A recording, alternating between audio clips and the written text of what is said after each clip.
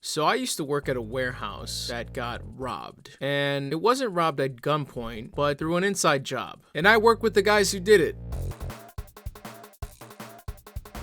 So I've thought about telling this story for all these years, because I used to work at this warehouse a while back when I was younger. And I've always thought, oh, this could make for a fun story on the YouTube channel. But I also didn't know how much I could say because I was on the inside, right? I had the inside scoop. I heard everything through the grapevine. I saw things with my eyes. And I wasn't trying to put anybody in prison or anything. I did look up some articles regarding what happened.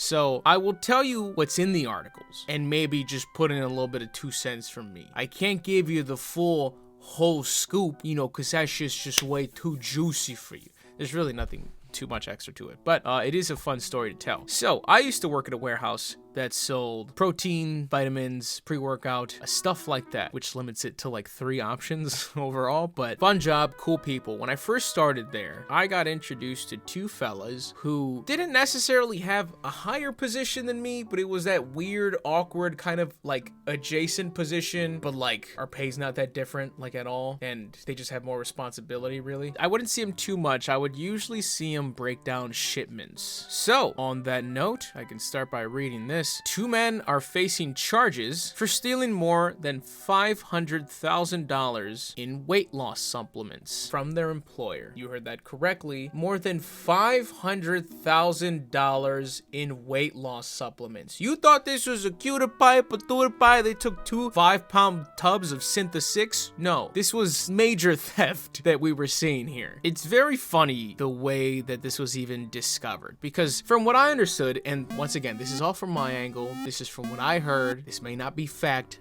I'm just saying stuff, it's a fun YouTube video, hee hee, ha ha, like, subscribe, buy the plushie. Regarding an inventory system in the warehouse, I don't know if it's true that we just didn't have one. People said that all the time, kind of like making fun of it, or it was just not that good an inventory system, like I guess not automatic. That's my guess, right? Because obviously if stuff started to go missing, you're like, wait a minute, something's not added up in the numbers. So clearly stuff had to be forged along the way or some shit. I don't know. The funny way this came about, and I wasn't there this day, someone told me this story. There was a forklift driver going around in our warehouse and he hit a pipe, and one of the pipes he hit apparently set off the sprinklers in the warehouse, and the sprinklers did not continue to drop water. They started to drop this sludge like substance because, I mean, I don't know, maybe they were supposed to change it out every now and then, pump some new water in there. I don't know how things work like that, but it was fucking up the product. So they decided we have to move all the product, and when they started to move all the product, they said, hey, this is probably a good time to take inventory since we're gonna move everything anyways. So they did that. When they did, they realized, hey, we're missing a pallet of product here. They're like, oh, what pallet was it? Maybe we just misplaced it. No, don't think so, because that pallet had 7,758 bottles of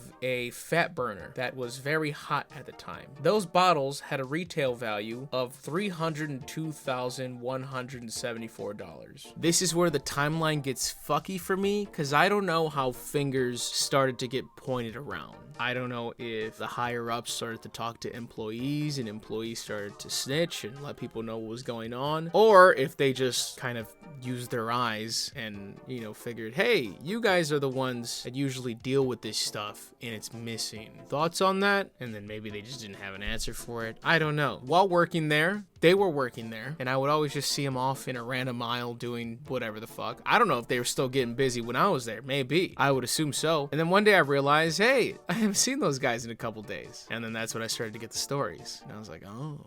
Okay. I never knew to what extent. I thought they were just, pocketing a pre-workout here, maybe getting, a little smorgasbord, a cute little half-off sale, bang, bang. No, they were going fucking full operation, and they were wasting all the money and buying shit. They were getting new cars, new homes, wedding rings. It's all documented here in the articles. I'm not just saying that out of my ass. And apparently this all led to the company filing for bankruptcy. I say apparently like I didn't continue to work there for like another 2, 3 years. But yeah, I mean, I'd probably also say it probably did go fucking downhill after that. Shit got weird after that, and it just continued to get more weird as time went on. And yeah, everyone just fucking left. So apparently what they would do is they would take the product and then they would sell it on eBay and then just have this rando pay for it on PayPal. So they actually reached out to the guy that paid more than 322 grand to these guys for that pallet of fat burners, and he just owned a completely different like website that sold supplements. And he was like, yeah, what do you mean? They just gave it to me for a discount. These products weren't that easy to come by. So he was like, yeah, I bought them. And that's it. He had no clue that the product was hot because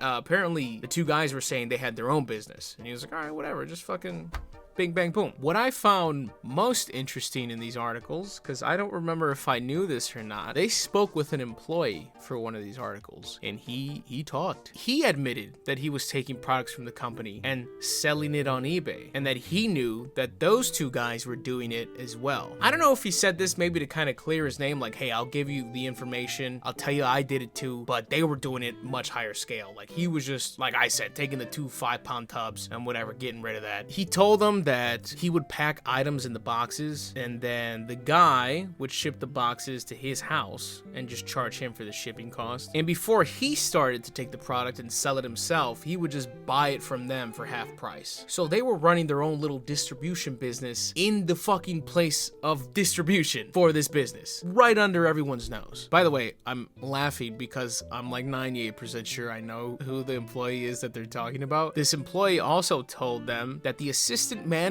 was in on the thefts as well, saying that he would help them load boxes on the trucks and handle the computer work to hide the thefts or whatever the hell was going on there. So yeah, this specific employee was not playing. He was like, he had to be avoiding something. 50% of me thinks, yeah, he'd tell, because he's like, fuck it, yeah, I'm gonna tell you, I don't care. You're asking me? Yeah, I'm gonna tell, I got a story. He always liked to tell stories. He was that type of dude. Then the other part of me thinks that he got caught up and they were like trying to lump him in with them, and he was like, oh, no, I did not do all that, okay? Which is fine. Hey, if that was the case, I don't have a problem with that. He didn't want to get lumped in with facing up to 10 years in prison with these guys. I would have done the same fucking thing. The assistant manager denied being a part of said things, but he does say that he got a $7,000 loan from one of those guys that he didn't have to repay. And then a computer voice stress analyzer exam determined he was not telling the truth when he said these things, that he wasn't taking part in it. A computer voice stress analyzer exam. What happened to a polygraph test, guys? We've gone too far. So at the time, these guys were free on signature bonds, and they face up to 10 years in prison if convicted. I don't know what happened to those guys. I'll be honest. They were supposed to have a trial in early 2017. I haven't heard from them. I have no clue. I think last I heard from them, they were free men, but I honestly have no clue. I was trying to look up more information on it, or like a follow-up article. I didn't see anything. So I'm not saying I want them to be in prison or don't want them to be in prison. I'm just curious what's going on with those guys. And that's pretty much all the information that is available in the articles that I pulled up about it. So yeah, I worked with alleged criminals. Who knows? I don't know what the court said. Court could have deemed them innocent. And here I am talking a whole mess of lies. So I don't know. It's really up to interpretation. I just think it's a fun little story. Another guy actually got busted for stealing stuff, I'm pretty sure. He got fired. He would just kind of pocket stuff in his jacket. This was well after that. I don't know, after what, fool me once, shame on you. Fool me twice, shame on me. I'm just saying. You know what I mean? You guys know what I mean. You're picking up what I'm putting down. If you guys enjoyed this video, leave a like, buy the plushie. Hibbity hoo-ha. I have other little stupid stories about work if you guys care. You probably don't, which is probably the best story here. It's a cool, it was in articles. Ooh, fancy. But yeah, I'm Mr. GG and I am out.